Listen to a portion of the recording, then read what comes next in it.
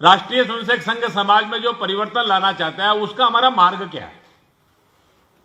संघ में जितने भी स्वयंसेवक बनते हैं हम उनसे 3 अपेक्षाएं करते हैं। एक हमारी अपेक्षा रहती है कि आप अपने जीवन के अंदर वो काम करिए जो आप दूसरों से अपेक्षा करते हैं। अगर आप दूसरों से अपेक्षा करते हैं और आपके जीवन में नहीं है तो आपको अपेक्षा करने का अधिकार ये नहीं। हमारे अपने स्वयंसेवकों से अपेक्षा रहती है स्वदेशी, समरसता, जिसको हमने कहा जाति के अहंकार से ऊपर उठकर सोचना, सादगी। स्वयंसेवक के जीवन में फिजूल खर्ची, दिखावा नहीं चाहिए। स्वयंसेवक के जीवन के अंदर देश समाज के लिए कुछ ना कुछ करने का भाव, एक सेंस ऑफ सिविक सेंस जिसको कहते हैं, एक नागरिक कानूनों का पालन करने का भाव, यह सब बातें उसके जीवन के अंदर दिखाई देनी चाहिए। दूसरी हमारी अपने स्वयंसेवक से अपेक्षा रहती है कि समाज में हम और वो अलग नहीं है। ये संघ है, ये संघ से बाहर है, ऐसा नहीं है।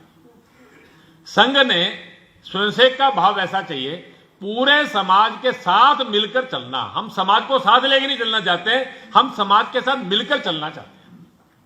कहीं पर अच्छा काम हो रहा हो तो उस अच्छे काम में हमको भागीदारी करनी चाहिए, उसमें हमको सहयोग करना चाहिए। संघ को संस्था नहीं बनना, संघ को ब्रांड नहीं बनना, संघ एक संघी एक अलग ब्रांड नहीं बनना चाहिए, संघ का एक अलग गुट नहीं बनना चाहिए।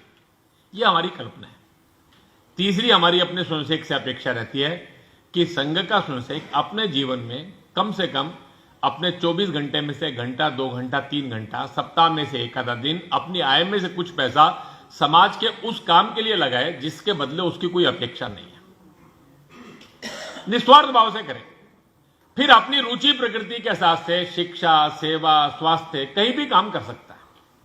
कुछ लोग संघ का काम करते हैं, संघ के काम को बढ़ाने का काम करते हैं। हजारों स्वयंसेवकों ने समाज को साथ लेकर 36 से ज्यादा संगठन, 500 से ज्यादा संस्थाओं के माध्यम से, मैंने आपको कहा 1 लाख से ज्यादा ऐसे शिक्षा, सेवा